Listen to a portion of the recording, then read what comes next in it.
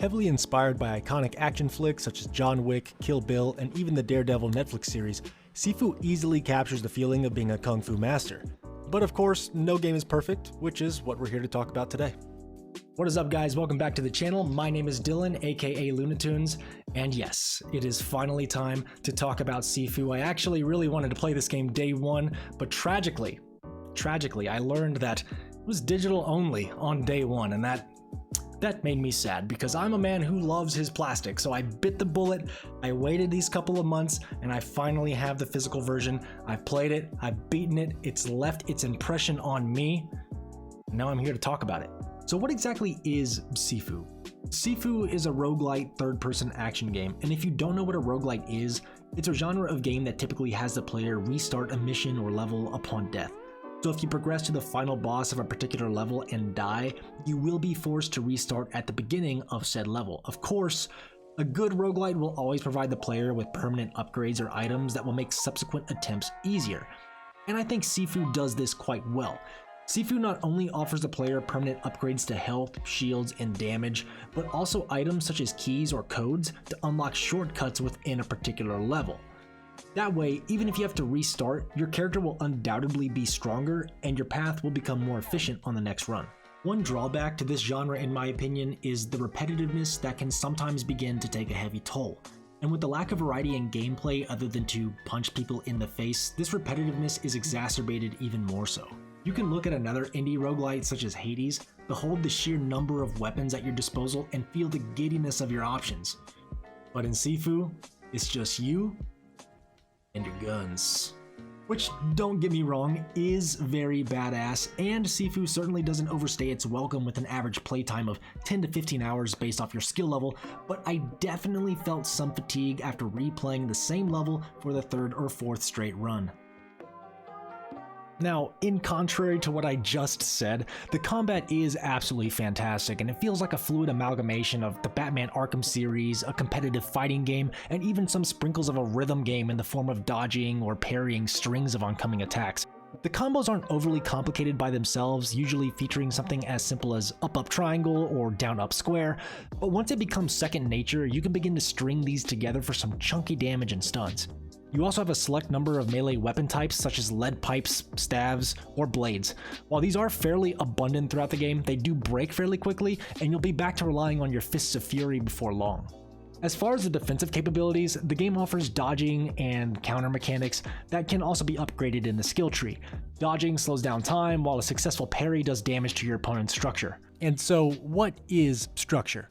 Basically, every enemy in this game has two ways of being defeated. You can either deplete their health bar down to zero, or you can break your opponent's structure. To do this, you'll have to land as many blows as you can within a certain window of time.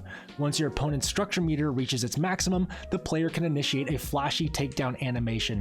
And dude, some of these animations are absolutely brutal. Smashing in skulls with a lead pipe, breaking hips and ankles, or slamming the poor fools into a countertop or over railings. I freaking loved these quick animations. But if I could talk about a potential drawback for players, it would be the difficulty.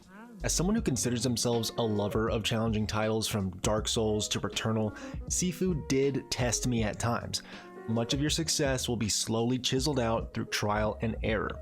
But with enough practice and patience, you can begin to memorize opponent attack patterns, enemy and item placements, and even the layout of your environment to give you that 1% boost you may need to progress. But couple this difficulty with the repetitiveness of the levels and combat, and it may entice players to set the controller down and walk away. And yes, I said set the controller down, don't throw it, that shit's expensive. That said, this game is not impossible, and with enough grit, everyone should be able to push through the more difficult portions of Sifu. It just may take some longer than others. Ultimately, I do feel like the combat could have been expanded a little bit further with the inclusion of a jump button or the ability to vault off of objects for airborne attacks. We do see the AI do this from time to time, so it makes me think that maybe that was on the drawing board, but proved to be too lofty for this singular title, so maybe we could see something like that in a sequel. Regardless, the combat did deliver, and it really needed to, seeing as there's nothing else to do in this game other than fight the hordes and pick up a few collectibles along the way. Some other aspects of Sifu that I really enjoyed was the more simplistic art style and their ability to change the mood of the game with jarring yet effective changes in color palette. They did this on several occasions throughout the game, and it always left an impression. The sound design and use of the DualSense controller speakers were also very well done. I feel like I usually turn off the DualSense speakers because I find it distracting, but Sifu uses some sound cues in critical moments of combat that can help the player manage the chaos, so the DualSense is actually very helpful in my opinion. And one side note while we're on the topic, the DualSense does utilize the haptic feedback vibration as well, so if your character is walking through a rainstorm, you will feel each drop striking your hand through the controller, although unfortunately there is no haptic trigger use, which I feel like is a missed opportunity in a game that features so much hand-to-hand and purely tactile situations. So up next, I am going to talk about some general story beats, but I promise not to spoil anything outside of the first hour or so of the game. At its core, this is a very standard revenge tale. Your master is slain at the hands of a former student, and it is up to you to hone your skills, methodically dispatch his underlings, and prepare for the eventual climactic showdown with your master's killer. There is a sense of mystery throughout the game as to the motives of the murder, but the game is such a heavy emphasis on gameplay over story that I never found myself craving that next big cutscene. The story was fine, but nothing truly unique or jaw-dropping. What I did very much enjoy was the inclusion of Japanese mythology and magic. Going into this, I expected a much more grounded and realistic world, but we do catch glimpses of otherworldly powers from both our main character and enemies.